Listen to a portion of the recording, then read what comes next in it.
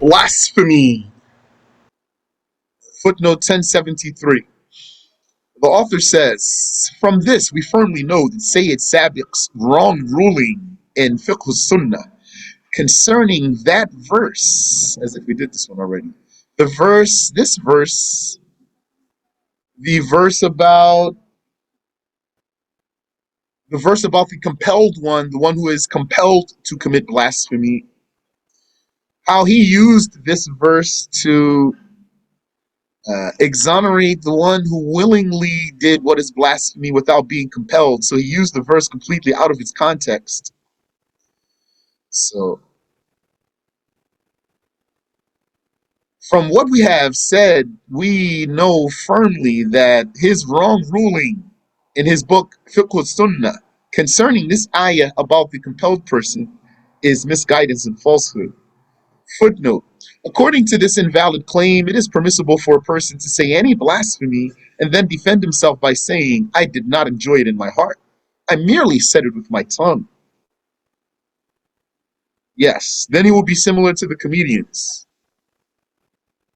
who say it's only a joke, man. We only said it. It's not serious. Don't be serious. Then he would be excused from having to repent from blasphemy. Yani, if that were the case, he could say explicit blasphemy and then he wouldn't have to repent from it because he wouldn't have committed it.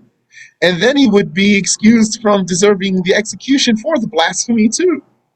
And then an entire chapter of religious knowledge would be eradicated, erased, which is the judgments of the apostate. Yeah, we did read this one last time. And also this thing here about Mullah Ali al-Qari, we read this footnote. All of these footnotes we read, alhamdulillah. I guess I just didn't make them black. All right. So, yes, let's continue here. So what are the excuses? Or what are instances in which one does not blaspheme? So we have several here. In the Sheikh's books, he mentions 5, first of all. In more than one book of his, he mentions 5 things. There's more than 5 things here in this list. We're going to see what they are. What are the 5 excuses from blasphemy that the Sheikh mentioned in more than one book of his? A slip of the tongue, the absence of mind, like a person's crazy or sleeping, being forced, also conveying or citing someone else's blasphemy. And what's the 5th one? And he said also being a misconstruer, but not absolutely. Sometimes you would be a misconstruer, yani someone has a misunderstanding about something, and because you have a misunderstanding, you escape blasphemy, but sometimes you will still fall into blasphemy. So what are the 5 that the Sheikh mentions in more than one of his books? The slip of the tongue, citing another person's blasphemy, being compelled, the absence of mind, and being a misconstruer. 5 things. So here we have more than 5 things. This list includes those 5 things and just some extra details. These extra details that are in red here, because it's not how the Sheikh will usually list them.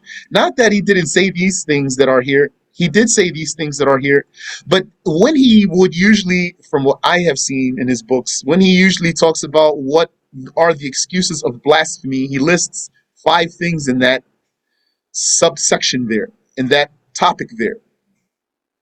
So since there's more than 5 things here, then some of it is put in red here, which means my words. So, what did we say? 1, he did not know the meaning of an explicit blasphemy.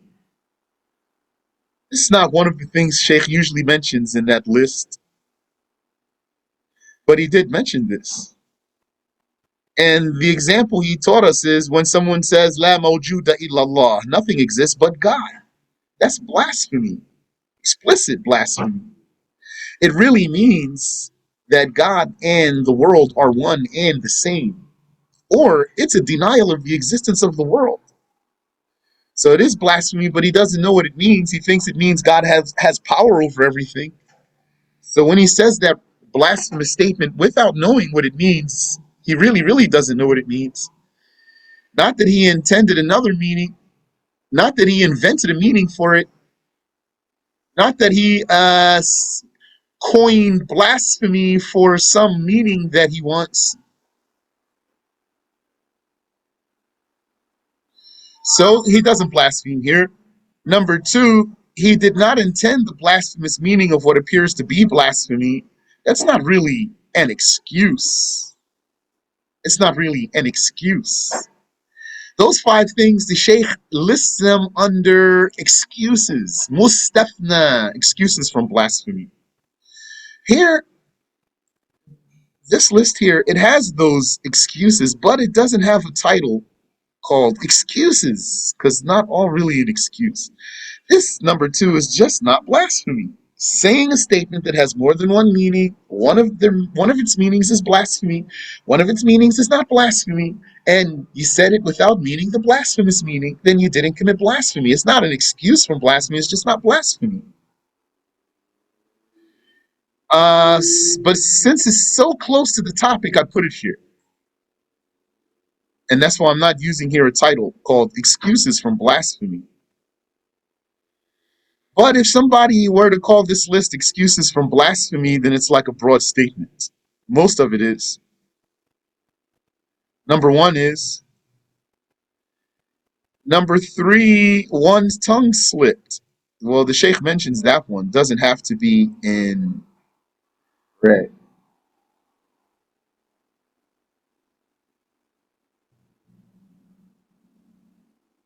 This is one that the Sheikh does mention. As mustafna, an excuse from blasphemy. The slip of the tongue, that means you wanted to say one thing and you said something else. In this case, we're saying what happened to come out of your mouth was blasphemy, but you didn't want to say that.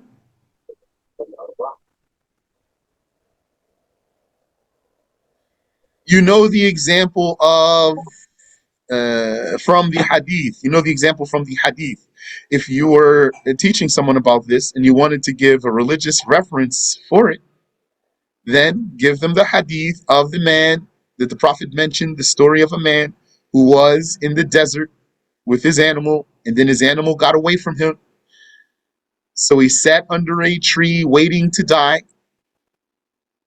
And then he looked up and his animal was right over him. And he was so ecstatic. He said, "Oh Allah, you are my slave and I am your Lord." So he didn't mean to say that, or else he would have committed blasphemy. So that's an example of a slip of the tongue. And the like what comes out as the habitual level swear comes out.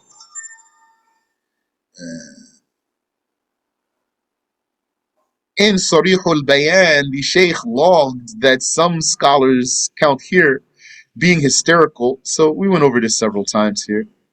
All this is in red because I just did it myself here and I translated directly from the words of the Sheikh. This is synopsis here. And also number four here, Sheikh mentions this. Being mukrah, compelled or forced or coerced to commit blasphemy. But I see what I did here.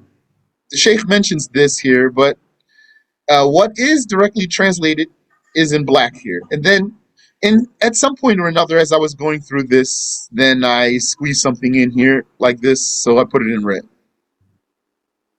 But number four is one of the cases that the Sheikh does count as an excuse from blasphemy, the compulsion, under the condition of hating the blasphemy in the heart.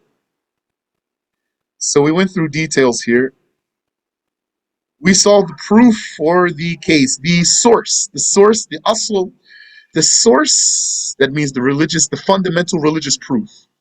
Source here means the fundamental religious proof about the case of compulsion, which is this ayah of the Quran here, that we repeated it several times. If you have a question, you can ask. Also, we saw the hadith of Ammar,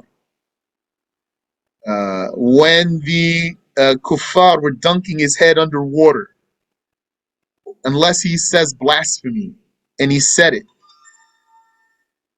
and then they let him go. And you know they had already killed his mother and father. It was in that hadith that the Prophet ﷺ checked the case of his heart. هل كنت شارحا صدرك حين قلت ما قلت? Was your chest receptive when you said what you said? So he was checking. And then Ammar said no. So the Prophet ﷺ said, فَإِنْ عَادُوا فَعُدْ. If they do it again, you do it again. Okay. And then, number 5, the absence of mind. That one the Sheikh mentions. Number 6, here this should be in red. In a way, yani, all this, so now is where some line is crossed here. This, the Sheikh said all of this. This is all translated from the Sheikh here. Number 6. But not in this spot as an excuse from blasphemy, according to what's in how he lists it in more than one of his books. But he still does mention this all the time, as you know. If a person is newly acquainted with Islam, then he would not blaspheme if he denied something that is known in the religion by necessity. Rather, he would be taught and forbidden from what he denied.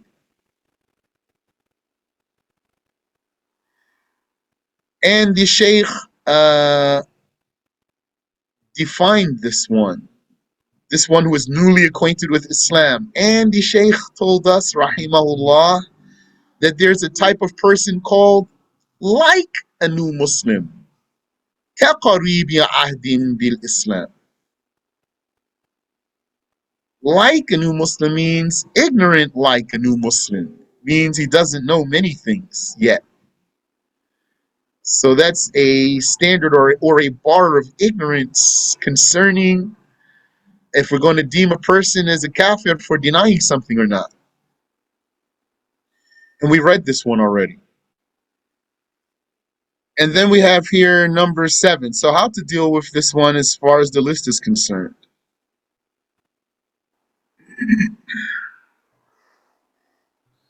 That's how I'm going to deal with it there. So the introductory sentence to number 6. Sometimes being qaribu ahdin bil Islam, newly acquainted with Islam, is going to protect the person from falling into blasphemy. And then here are all these details about what that means. That's from the words of the Shaykh. But we have a footnote here. Footnote 1078 is attached to this sentence. Whoever has not heard many religious judgments, and thus does not know them, even if he lived among Muslims, is like a new Muslim. Footnote. Nowadays, one may find someone who grew up among Muslims and scholars, but would still be ignorant of certain matters that are known by necessity. You know what known by necessity means. Known to the scholars and the laymen alike. That means common religious knowledge. If that were all that the person knew and he never heard otherwise, then he is not a blasphemer for what he is denying. If that person did know the correct rule but chose to come up with a new rule, and he chose to deny what he knew to be correct, he blasphemed. And even if he were new. Because then it became a matter of stubbornness كفر العناد, the blasphemy of obstinacy. If you have any question there, feel free. You know that the denial of the new Muslim or someone who's like a new Muslim saving, not being blasphemy in reference to him does not pertain to the basic meaning of the two shahadas. So it does not cover obstinacy. His being a new Muslim or like a new Muslim does not cover obstinacy in terms of not blaspheming, does not cover obstinacy, and does not cover the basic meaning of the Shahada. He's going to blaspheme in those two cases too, even if he's a new Muslim. Now, number 7, citing another's blasphemy. And we had recently gone through a small document about citing blasphemy in some of our other lessons. That's fused into this talk here. This section on citing another's blasphemy, just like the rest of the book, is a blend of what came from the Sheikh, what I got from the Sheikh and his students. So, citing another's blasphemy is not blasphemy as long as one is not pleased with it and does not think it is good. Then he would blaspheme for liking blasphemy. If a blasphemous expression is in a book, so now starts. The rules here start.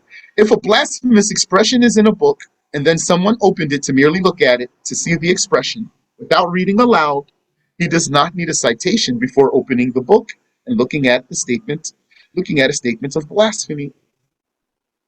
Because by opening the book he is not writing or otherwise initiating, let's see here, any blasphemy.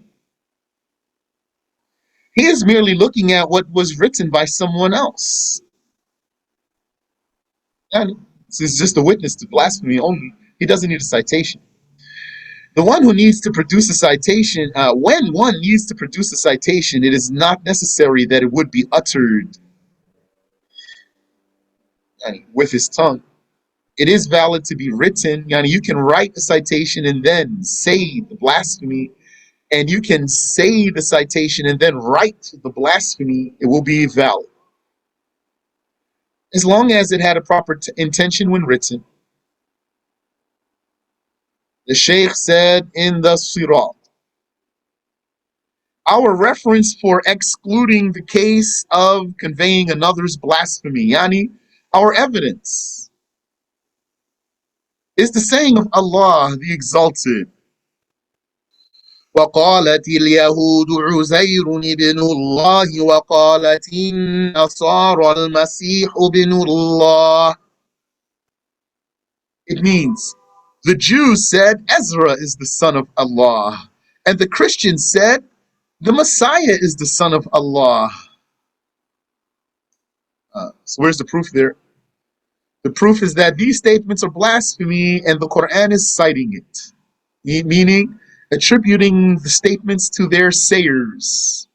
The Jews said, meaning if you were to remove the citation, which is Qalatil Yahud, the Jews said, then there would be nothing but a statement of blasphemy, which would be Uzayrun ibn Allah.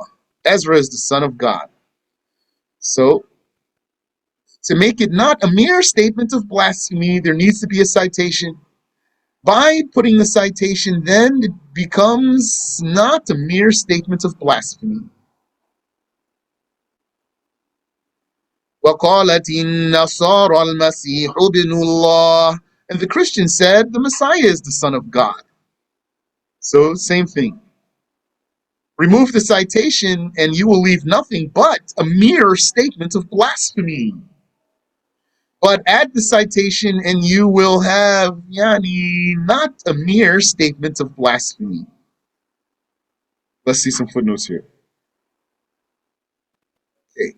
So citing another's blasphemy, footnote. However, if a person photocopies blasphemous speech with a photocopier and whatever is like it, yani like a printer, without a citation, then he blasphemes. We say without a citation, don't forget. That means it doesn't have its own citation and you didn't produce a citation. If it has its own citation, then you don't need to make a citation. Like you photocopied the cover of the book. You photocopied the cover of the book. It has the title and the author's name, and then you photocopied the page that has the actual blasphemy too. That's counted as citing or being cited. That all of that is connected together.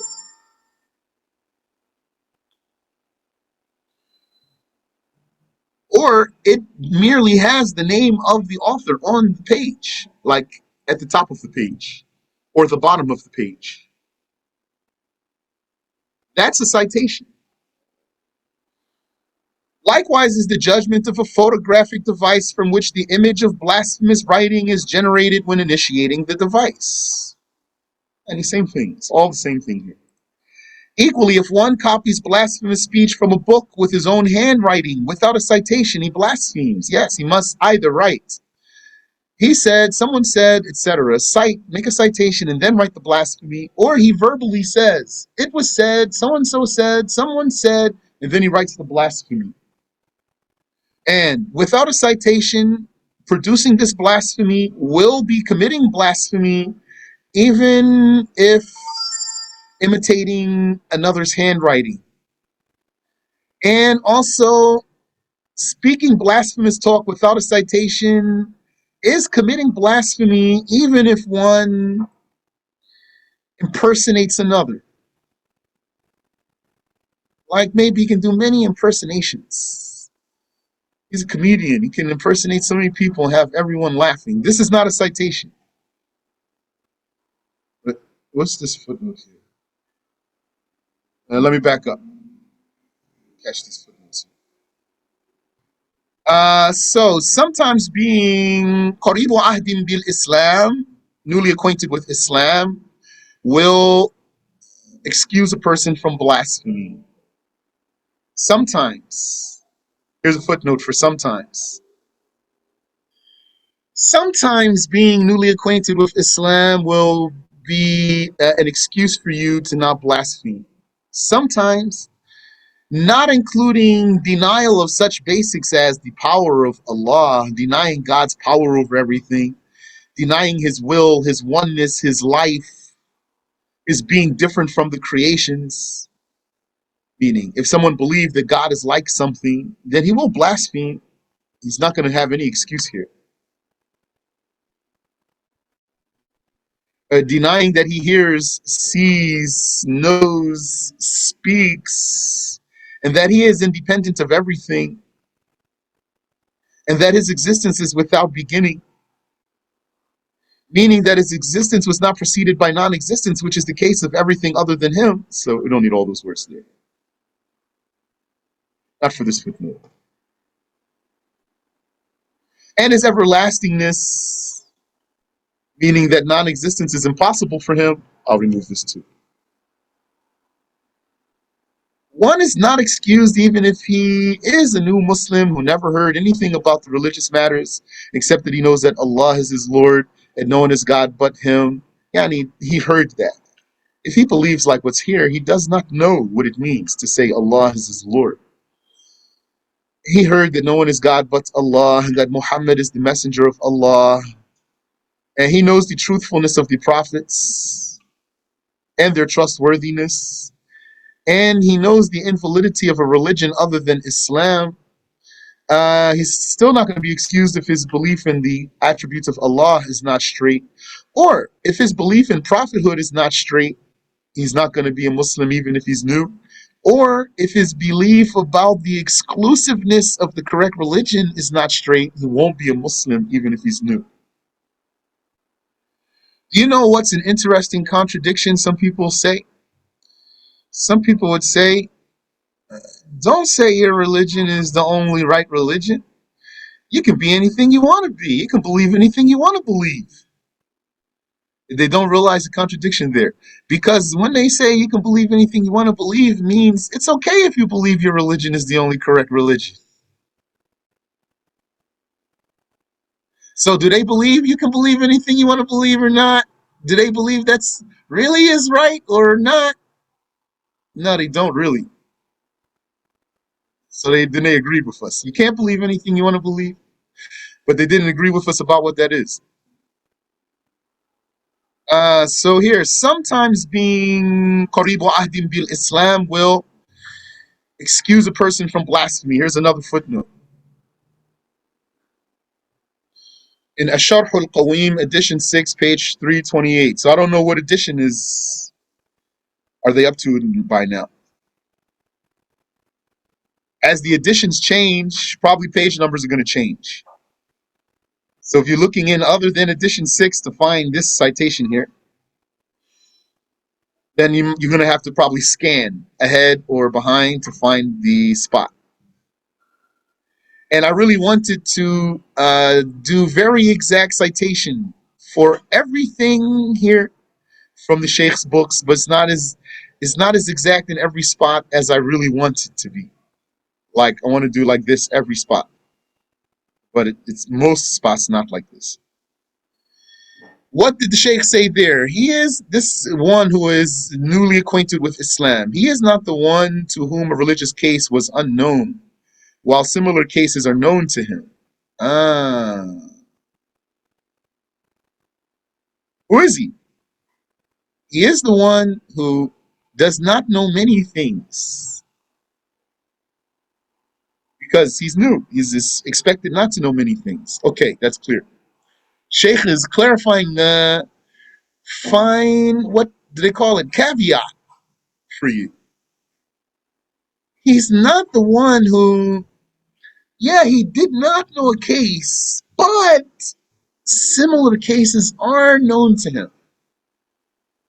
Sometimes a person would be unaware of a case, but he would be aware of something like it. This is an important case here. Because this gonna, inshallah, draw your attention to the fact that you have to have certain amount of heed and you need to think about things. Like those who have heard many religious rules that are similar to this case in question. Yani, there's a case that this person does not know. So if he's ignorant and he's denying something, we are saying before getting into this detail, if he's ignorant and he's denying, if he's ignorant like a new Muslim and he's denying something, then uh, we're going to teach him something that's known in the religion, then we're going to teach him and not deem him as a kafir. But sometimes this thing that he is denying, though he didn't hear about what he is denying, he did hear about similar to what he is denying. And the meaning of that is that he should have some amount of awareness. A light should go off in him. So this one, don't neglect this here. Such a person is not considered like a new Muslim concerning this case. Rather, the one who is like a new Muslim is the one who lived among Muslims and he does not learn anything with them. Though he is born from two Muslims, just as an example. Or like that. So the one who has learned a lot of what resembles the case in question, and despite that, he is ignorant about this case. He's not like a new Muslim here. At the most, he should pause before he denies and say, let me check. I didn't hear about this, but sure rings a bell. Let me ask. And then he falls short of denying something. As for some things that are not understood from similar cases, if the person is ignorant about it, he is excused. even if he studied religious knowledge for a long time, because he never heard about it and he never heard about anything like it. He never heard about it and he never heard about anything like it. Here. For example, someone never heard that there is a prophet named Ilyas, and he has been a Muslim for a long time. He never read in the Quran the name Ilyas among the prophets. Even if such a person studied many books and learned from many sheikhs, he's not charged with blasphemy for denying this, because the likes of this case is not known by comparison. He wouldn't blaspheme here because there's nothing that can remind him here. There's nothing to make a light go off for him here. It's only by merely hearing this particular isolated case that there is a prophet named Ilyas. And likewise, if someone read in the Quran, so means even if he's not new, his denial will not be blasphemy. Likewise, if he read in the Quran that Ilyas is a prophet and then he forgot and then he denied his prophethood, he's not charged with blasphemy. But this footnote lacks a proper example. What's the proper example here? Like a person, he heard that you cannot sell wheat for wheat unless they are equal on both sides and exchanged in the same session without a condition for delay. But he never heard about rice for rice. So can he legalize here selling rice for rice without exchanging them in the same session, etc.? No, he cannot. This will be blasphemy. He should have paused. If his case was that he never heard that this is true about rice, but he did hear it about the wheat, and then someone asked him, and he should not dare here to say what he never heard and say, no, it's fine. Rather, he should say, oh, rice? Well, I never heard about that. I did hear about wheat. Let me ask to be sure. And now he's safe. So that's an important case. Someone asked me a question in that other session about citing blasphemy. And this question was, what if a person uh, opened the blasphemous file or forwarded the blasphemous file in a way? Let's just say, what if someone opened the blasphemous file, made the blasphemy appear, and he doesn't know, he doesn't have a position? Was the blasphemy existing before he opened the file, or didn't exist until he opened the file? Or he wants to send a person a file that has blasphemy and he doesn't have a position. Is the blasphemy existing in the file without opening it, or is not existing until opening it? He has no position. This was his question. My answer to that is he must not act without knowledge. This is his duty to ask if he doesn't know. But I was saying also, this doesn't make sense to me. The reason why it doesn't make sense to me is for exactly what we are talking about now.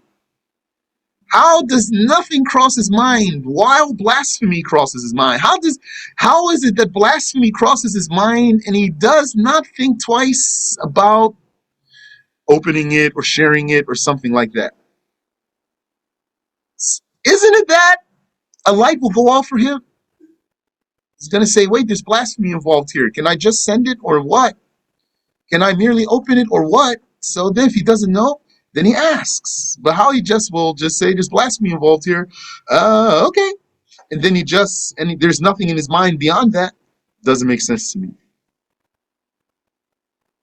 According to how I understand the rules, he will blaspheme if the conditions of blasphemy are present in that scenario. And he didn't have a citation.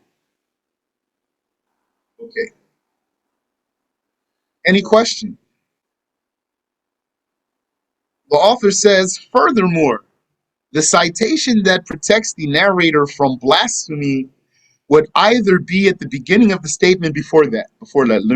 What also goes here, that old talk about the saying the shahada in the prayer, that issue that has been cleared up but was a matter of confusion before.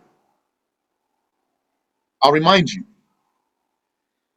The case was this: a person blasphemes and doesn't remember that he blasphemed. Now he's not a Muslim. And therefore his good deeds are not valid or rewardable. And he does not know, though, that he is not a Muslim. And then he says, Allahu Akbar, and starts doing what looks like prayer. But in reality, it's not valid because he's not a Muslim. And then in his prayer, he says the Shahada as part of the Tashahhud. So what the Shaykh taught us is that if someone believes that his saying the Shahada right here is valid to make him become a Muslim, that's blasphemy. Perhaps you're aware of this case. Why is blasphemy here? Because doesn't he know that if the person were a kafir, that his deeds are not valid? And then if he were to say Allahu Akbar to get inside of the prayer, that really he's not inside the prayer, he knows that. This is what I am calling a light should go off for him. He should be making connection here. Can't be oblivious. You need to think.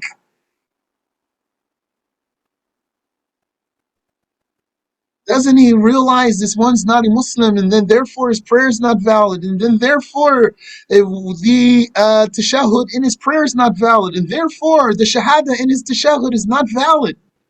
Therefore, he did not become a Muslim by saying that shahada. That goes here, where the light should go off for you. Something should click for you. You should make a connection between some things. If you don't, you're going to be in danger. So you can't be mindless, heedless.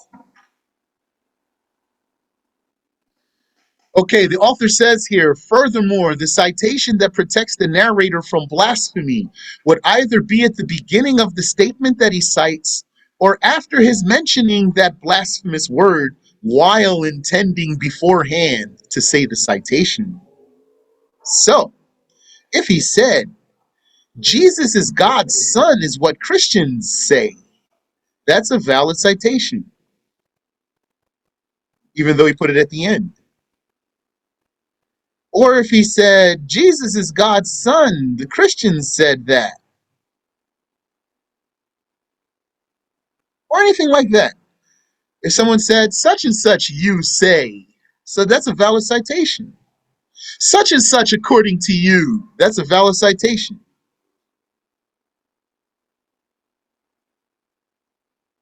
It is a citation that prevents blasphemy from the citer, protects the citer from blasphemy. As for the one who believes that when he turns on the television or the video, that the image of a person who is speaking blasphemy will appear, and in that case, he did not use a valid quoting statement, a valid citation, then he does not commit blasphemy if to him it is as if the image of the person talking is itself an expression of the one saying the blasphemy, meaning the video is to him equivalent to a citation. He is watching the news, he is watching a movie, some video with audio that goes with it, video with corresponding audio, not overdub, not overdub like animated thing, not overdub like a movie that an American movie in French or Spanish, for example, has overdub. Not that, because in that case you're cognizant that the voice does not go with the image, so then it won't be for you like a true citation. And sometimes the citation is implied. This is also important,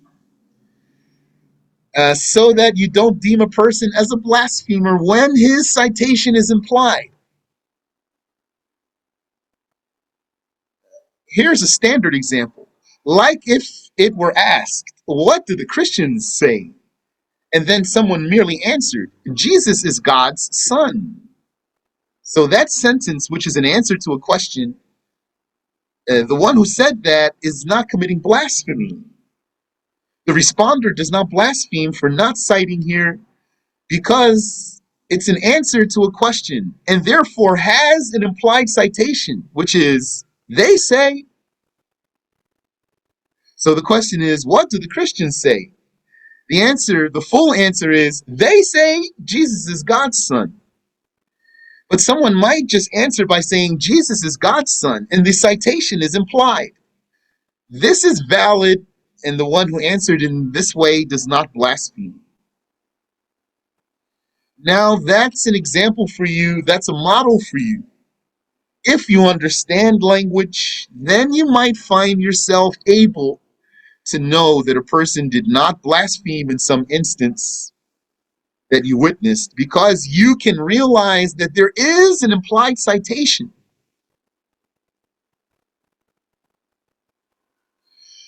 But you might be a person who cannot realize that probably is due to a weakness in language on your part. Even your own language. Don't forget that a person is not an expert in a language merely because he grew up speaking that language. So we have a footnote here. The sentence that this footnote is attached to is, furthermore, the citation that protects the narrator from blasphemy, the citer, narrator here means the citer, from blasphemy would either be at the beginning of the statement that he cites or after his mentioning the blasphemous word while intending beforehand to say the citation. So, his citation might be at the beginning of these statements. Here's a footnote. Likewise is the judgment of the one who duplicates the image from a book by way of the photocopier, like we said. And he started by duplicating an image of the front cover that has a title and an author. And then he photocopies the pages that have the blasphemy after it. So that's cited already. The same is the case if someone duplicates the image of an identification card of a blasphemer, but on the card it says he's a Muslim. He does not blaspheme because what is on the card is a reference, is citing what exists in the government records. What is on the card, let's say it that way, is citing what exists in the government records. And we have another footnote here. So the citation that protects the citer from blasphemy would be at the beginning of the statement or after mentioning the blasphemous word. Footnote. In reference to the television, it seems that there is no one who believes that the writing that appears on the screen existed previously within the television before turning it on. Meaning people do not conceive that what is broadcasted by television is like what is saved on a computer, which is true. Meaning, someone, he might think that blasphemy is existing in his computer even if his computer is off. But he wouldn't believe that about a television.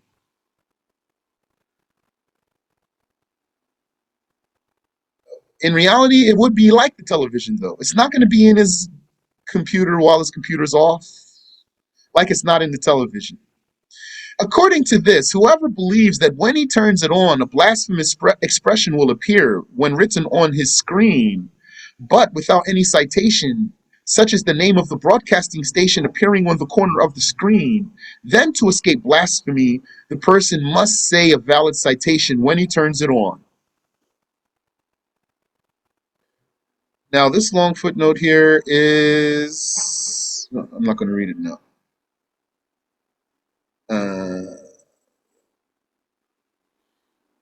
We have an example about implied citation from the Quran. but that's going to need time. Let's save the rest of these footnotes that we need to catch for next time. وَسُبْحَانَ اللَّهِ وَبِحَمْدِهِ